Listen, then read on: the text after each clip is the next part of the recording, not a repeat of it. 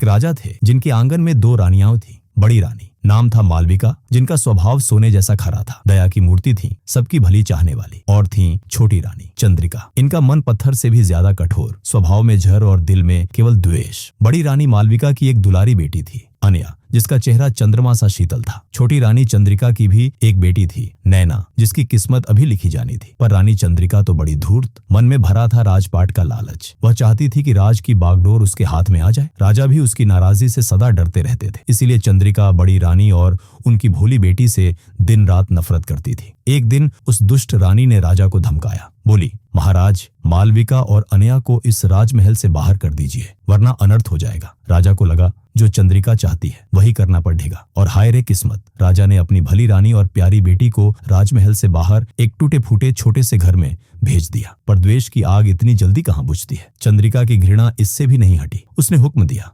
राजकुमारी अनया, अब तुम्हारा काम। रोज सुबह राजा की सारी गायों को जंगल ले जाना और शाम को वापस लाना। रानी मालविका अपनी बेटी की चिंता में घुल गई। वह जानती थी ये तो किसी नई आफत की तैयारी है। उन्होंने अनया से कहा, बेटी, मेरी बात गांठ बांध लो। रोज सुबह गायों को चराने ले जाना और सूरज ढलते ही लौट आना। अनया क्या करती, माँ का कहा मानना ही था। वह रोज सुबह जाती। एक शाम जब वह गायों को हाँकती घर लौट रही थी तो अचानक उसे पीछे से एक धीमी मगर गहरी आवाज सुनाई दी, अनया, अनया, मेरी राजकुमारी, क्या तुम मुझसे विवाह करोगी? अनया डर से कांप उठी। जितनी तेजी से हो सका उसने गायों को घर की तरफ भगाया। अगले दिन फिर वही हुआ। शाम को वही आवाज, वही सवाल, अनया, अनया, क्या तुम मुझसे ब्याह करोगी? रात को अनया ने यह बात अपनी माँ को बताई। माँ ने सारी रात माथे पर हाथ रखे सोच विचार किया। सुबह तक उन्होंने एक फैसला ले लिया। सुनो बेटी, माँ ने कहा, आज शाम फिर वह आवाज आए तो उससे कहना, कल सुबह तुम हमारे द्वार पर आ जाना तो मैं तुमसे विवाह कर लूंगी। माँ, अनया बोली, हम उसे जानते तक नहीं। रानी मालविका ने लंबी सांस ली। प्यारी बेटी, इस विपत्ति से बड्ढी और कौन सी विपत्ति आएगी। किस्मत हमें जहाँ ले जाए, हमें ये प्रस्ताव स्वीकार करना होगा। ईश्वर हमारा भला करेंगे।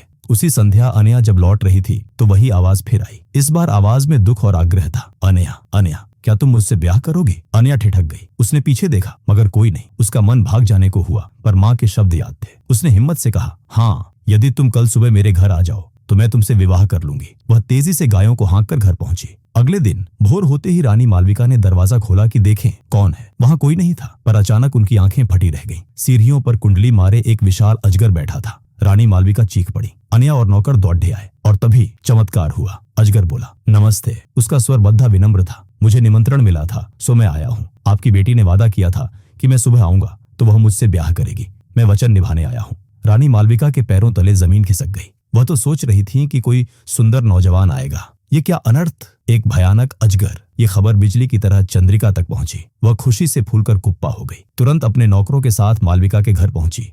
वह बोली, हाँ हाँ, राजकुमारी ने वायदा किया है तो वायदा निभाना होगा। यह रानी का कर्तव्य है कि वह अपना वचन पूरा करे। और बस उसी दिन अनया का विवाह अजगर से हो गया। मालविका और अनया के लिए यह दुख की घड़ी थी, पर उन्होंने सोचा जो किस्मत में लिखा है सह लेंगे। विवाह के बाद अजगर अपनी पत्नी अनया के कमरे में गया। बाहर मालविका सारी रात भगवान का नाम जपती रही कि उनकी बच्ची सुरक्षित रहे। दूसरे दिन सुबह सुबह रानी मालविका ने दरवाजा खटखटाया। दरवाजा खुला। सामने खद्दा था एक रूपवान तेजस्वी नवयुवक। अनया उसके पीछे खद्दी मुस्कुरा रही थी। युवक बोला, माँ जी, मैं आपका और अनया का बद्धा आभारी हूँ। मेरी जान बच गई। मैं एक शाप के कारण अजगर बन गया था। एक देव ने क्रोध में यह सजा दी थी, पर बाद में कहा कि जब कोई राजकुमारी तुमसे विवाह करेगी तो शाप टूट जाएगा। अनया ने मुझसे ब्याह किया और देखिए मेरा शाप उतर गया है। मैं अब फिर कभी अजगर नहीं बनूंगा। रानी मालविका की खुशी का ठिकाना न रहा। वह अपनी बेटी और दामाद को लेकर राजा के पास गईं। चारों ओर से लोग उस सुंदर युवक को देखने राजमहल आने लगे। सब उत्सुक, सब खुश, पर एक थी जो खुश नहीं थी, रानी चंद्रिका।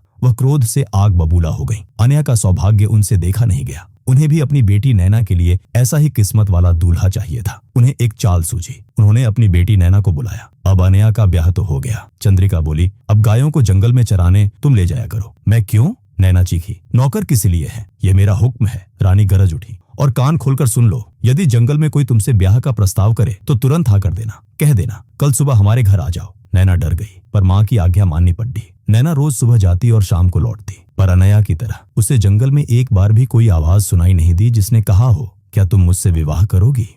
पर चंद्रिका कहाँ हार मानने वाली थी। उसने सोचा, अजगर नहीं है तो हम लाएंगे। उसने अपने नौकरों को हुक्म दिया, जाओ और एक सबसे बड़ा अजगर पकड़ दे कर लाओ। खोज हुई। बहुत दिनों बाद उन्हें एक विशाल अजगर मिला। वे उसे राजमहल ले आए और देखिए चंद्रिका का अभिमान, उसने नैना का विवाह उसी असली अजगर से कर दिया। चंद्रिका खुश थी, अब नैना भी शाप मुक्त राजकुमार पाएगी। विवाह की रात नैना और अजगर को एक कमरे में बंद कर दिया गया। अगले दिन रानी चंद्रिका बेसब्री से सुबह का इंतजार कर रही थी। उन्होंने सवेरे सवेरे दरवाजा खटखटाया, कोई जवाब नहीं। जोर से खटखटाया, फिर भी दरवाजा न खुला। रानी ने जोर से धक्का मारा और दरवाजा खुल गया। कमरे में जमीन पर मोटा ताजा अजगर पड़ा था, पर राजकुमारी नैना कहाँ थी? गायब। रानी चीख पड़ी। राजा और सब नौकर दौड़े आए। राजकुमारी कहाँ है? सब चिल्लाए। एक बूढ़ा रसोइया आगे बढ़ा। वह तो अजगर के पेट में होंगी हुजूर, देखिए ये कितना मोटा लग रहा है। रानी चंद्रिका फूट फूट कर रोने लगी। राजा भी दुखी हुए। रसोइया अपना सबसे बड़ा चाकू ले आया। यदि अभी भी जान बाकी हो तो मैं बचाने की कोशिश करूंगा। उसने बिना देर किए अजगर का पेट चीर डाला। अंदर राजकुमारी नैना अच्छी भली जीवित। रसोइये ने उसे खींचकर बाहर निकाला। वह चीख मारकर अपनी मां की तरफ भागी। अजगर की वहीं मृत्यु हो गई और साथ में रानी चंद्रिका की उस इच्छा की भी